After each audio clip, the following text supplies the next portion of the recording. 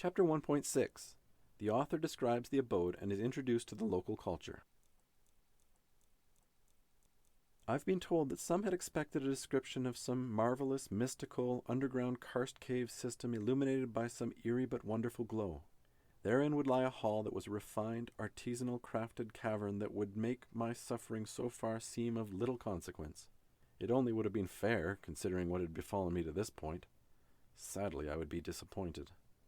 It would be much more pleasant to describe and imagine such a place, however it did not exist in this realm. I struggled assiduously through the uncomfortable crack in the wall, pursued closely by the two remaining inhabitants of this land. I was affronted by the putrid smell of acrid, untreated feces and a thick, moldy must in the air. It only got stronger as I pushed further, or more candidly, as I was pushed further. We could no longer see the beach side of the rock wall, but they pushed as though we could be caught at any moment. Their irritated grunts, punctuated by my awkward position, limited the energy I could devote to preparing for the future. The passage was not so long altogether, but it snaked and curved over a course of roughly 5 meters. Each jog in the track required strange new contortions, and never was the ceiling tall enough for me to stretch out. Gradually we escaped into a larger cavern. I emerged from the tight crack, and my welcome to the subterranean room proved similarly distressing.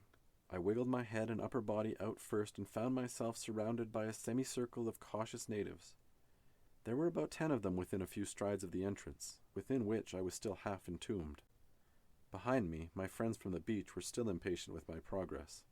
They shoved the rest of my body with their typical great strength out of the doorway onto the slippery wet rock of the main room, where I fell to the ground. In the semicircle I recognized 2 figures. The first was the smaller man who had preceded me into the cave. No doubt he had forewarned that some sort of strange visitor was approaching. The second was the wild woman I first encountered when I awoke in the same cave system. My view of the room was obscured by the strapping but unclad people around me. I think it wise to describe my condition once more. After crashing into the ocean, a thorough soaking at sea, a bit of spelunking through a dimly lit unfamiliar cave system, twice, some ill-fated rock wall scaling and interaction with both natives and wildlife in this place, I looked hardly the prim and proper flight attendant in a well-pressed uniform. Based on the growth of facial hair, I could only have been absent a few days now. However, from the looks of me, one might have estimated I had been marooned for months. In addition to the cuts on my arms, legs, and torso, the significant gash in my leg from the climbing accident had soaked the shirt I had tied over it. My skin glowed from a sunburn, and I had a cracking headache. My clothes were scarcely better than tatters, stretched and tumbled by the harsh salt water. They hung off me and were torn in dozens of places as I was bundled back into the cave. My lips were parched and bleeding, and I smelled, well, compared to my current surroundings, I suppose I didn't smell so awful.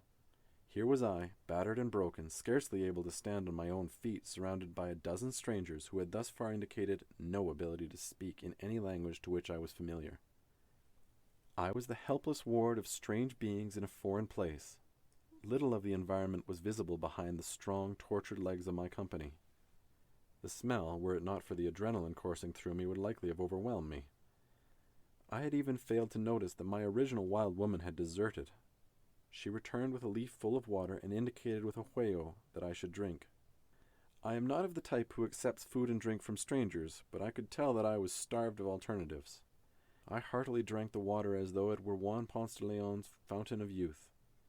The large leaf held a surprising amount, and though I was likely seriously dehydrated, I felt sufficiently quenched to hoarsely gulp out without thinking, "Thank you." These 2 words, barely uttered, drew a similar but muted reaction to that which the woman first showed when I spoke. The woman puffed up a bit, and a knowing smile crossed her lips. Her companions repeated the same word I had heard most often, "Hoonim." They did not demonstrate a great vocabulary. I might have expected them to draw into counsel, or discuss what to do with me, but they didn't seem to possess such linguistic capabilities. I shifted into a more natural and marginally more comfortable position on the moist floor while I attempted a more dignified pose. I felt a little proud to be as upright as I was, considering what I had been through. They seemed less impressed with my comportment. I suppose that with the number of scars they each displayed, my wounds were only par for the course. They did seem to care for my well-being, though. Perhaps my injuries were the entry fee to join this band of blemished brothers and sisters. Trying to introduce myself, I pointed to my chest and spoke my name as clearly as I could. I skipped the pleasantries and just used my first name. Those around me were surprised again by my verbal perspicacity, but seemed at a loss as to what to do. The first woman, closest to me and the calmest in my presence, tried to respond. She said something like, "Huinum." I had no intelligent answer. I thought it universal that the first thing one would do is try to introduce oneself, so I said my name. She responded again, this time making a sound more like Huinum, but she pointed to her chest as I had done when introducing myself. Every sound she made was a heavy, breathy whisper. It reminded me of Hugh on the beach. I pointed to her and said the same, mimicking the sound as best I could. Huinum. She pointed back at me, just the same, and repeated the word I had said virtually identically, but puffed up some more. Confused, I pointed back to myself and said, Cygnus. And she smiled and pointed to me with childlike delight. Huinum! The rest of the group, taking their cue from the first, mimicked my pointing gesture and said the same thing. It was then I realized, to their ears and in their language, I was Huinum. I had not the first clue what, if anything, she or her people were called. I pointed at her and asked, Who? The entire group, as though playing a game of Simon Says, pointed at her and responded, Who? I knew I really didn't have her name, but I hadn't a good idea how to go about getting it. It seemed I had ingratiated myself to the natives, who were now repeating Huinum and Hu with a goofy sort of pleasure. I resolved, until better informed, to refer to the first woman as Hu. Hu possessed a childlike innocence despite her mature, muscular physique. I relished looking into her dark brown eyes awash with the puzzle of language and an unusual person. She was glowing with satisfaction, pleased with herself for having been the first to interact with me in the cave, as with a child who finds a treasure and presents it to all their friends, only to learn that it is even better than they first estimated. Those who had had the least interaction with me bounced away with similar childish abandon until I remained in the company of only Hu. She sat next to me on the rock in a great grotto. Hu looked me over again and again, occasionally daring to touch my clothing, but only lightly, and then pulling back once again. I, with characteristic awkwardness, tried to look away and not gawk at the woman before me. I focused on her eyes intently, as if to pointedly demonstrate I was not intruding. The excitement abated around me, and I developed an increased awareness of the area. I was seated in a flat section of the wall of a fairly large D-shaped chamber. Like the first room, the ceiling was punctuated by a number of cascading stalactites.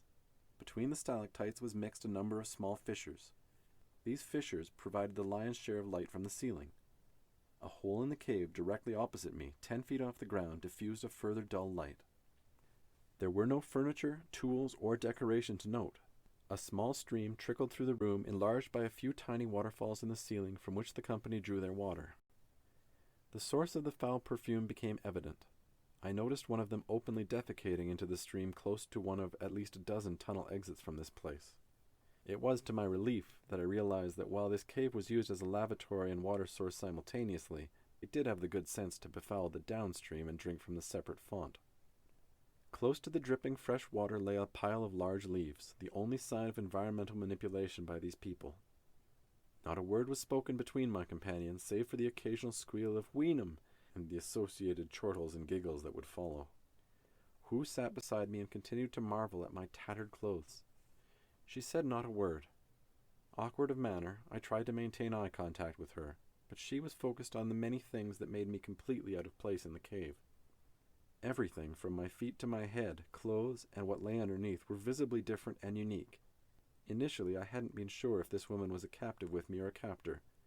Now I knew little better, but it seemed to me I was not being held by these people.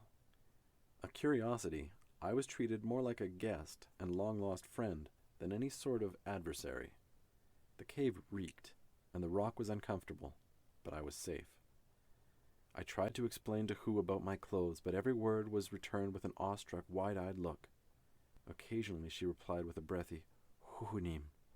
I wondered if these people knew Hugh, the incredible horse from the beach. Perhaps she belonged to them, and somewhere near the cave was a stable. I tried to ask, but my whispered Huhunim only left her more confused. We sat quietly for some time. The light that filtered through the cracks in the ceiling gradually faded away, and the cave drew just too dark to see more than a few inches. Down one of the exits a light appeared suddenly. Unmistakably a fire was being struck. The light grew, and smoke replaced some of the less desirable aromas. Hu tugged at my arm, and with the same easy grace and strength helped me to my feet and assisted me shuffling towards the fire. In the dark, the pain from the sunburn was diminished, aided by the moist air of the ocean and cavern. Gently, she guided me towards another room, where all the natives I had first encountered and a number more were squatting around a small crude fire surrounded by large rocks. On top of several rocks were various animals, some familiar and others foreign to me. A couple fish, a rabbit, and what I assume was once a rat were being gradually cooked in proximity to the fire. The dining hall bore none of the smell of the large cave. Thankfully, it seemed they kept some activities separate from their kitchen. The room was thick with smoke. A passage out of the room opposite the side I entered was clearly the main escape for the exhaust from the fire. Our entrance was not unexpected. They were still obviously inquisitive about my singularity.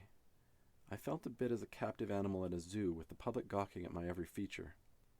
The new faces seemed as surprised as those who had first met me. Apparently, the newcomers had been uninformed of the details of my presence. I had begun to suspect that language was as foreign to these people as I was. The hoots of Huinum probably didn't clarify much to anybody. One, bearing the most scars of the entire bunch and most clearly hobbled through great injury of his own, stood and spoke as clearly as Hugh. Huhunim. I should note there was no inquisitive tone in his statement. His furrowed brow solicited a response. I didn't realize I was being asked an important question. I pointed towards where I had come from and repeated his question. In my mind, I was confirming I had seen their horse, Hugh, and that she was in that direction. I would have happily shown them the direction in which she fled, but he was not asking me about the horse. He was not assuaged by my response. He pointed at me and repeated with greater emphasis. I responded with my name, Cygnus. He and those who had not heard me previously were deeply perplexed and turned to who nodded, pointed to me and repeated, Huinum! In this place, with these people, I was Huinum, the stranger. Hu took up a role as a sort of lingual interpreter and defender. She took up a position in front of me to defend me from the others if necessary. She stood as tall as she was able and protected me from harm. It was ultimately an unnecessary gesture on her part, as the others were far more curious about me than they were legitimately concerned, but it began to develop a feeling of trust in my friend. Hu gathered a few bits of food and offered them to me, taking a role as provider and guide. I tried to eat all she presented, save for the rodent. I couldn't bring myself to eat a rat, even in my present state. I'm proud to say I was mostly able to stomach the cooking. The fish was the easiest to manage, and the meat was, put generously, rare. The meal was hardly 5 stars, but enough to push back at least one of the pains of which I was suffering. We sat by the fire, and normally I would have watched the flames, transfixed by their flicker. I couldn't help but look instead upon my friends, for they were all looking at me in the light of the fire. The same man who approached me at the fire picked up a stick from the blaze and carried it down a passageway. The others took their cue from him and followed. Hu urged me to follow as well, and we entered the third room. It was clear this was the dormitory. The ground of this cave was covered with fine sand. As with every other cave so far, there were no signs of furniture, no pillows or blankets, no sleeping bags, no sheets, no mattresses, nor any sort of bed. Hu ushered me to a vacant spot close to the door, lay me down, and took a spot across from me. The dormitory cave was laid out in a line, and each of the dwellers slept with their heads towards the middle and their feet to the wall. There was no separation between us, but that didn't seem to bother anybody else. I can report I did not sleep well that night, but eventually, despite the extremely Spartan accommodation, I did fall into a strange, dream-filled slumber in a cave on an unknown island surrounded by strangers. I would become increasingly accustomed to this accommodation in my time here.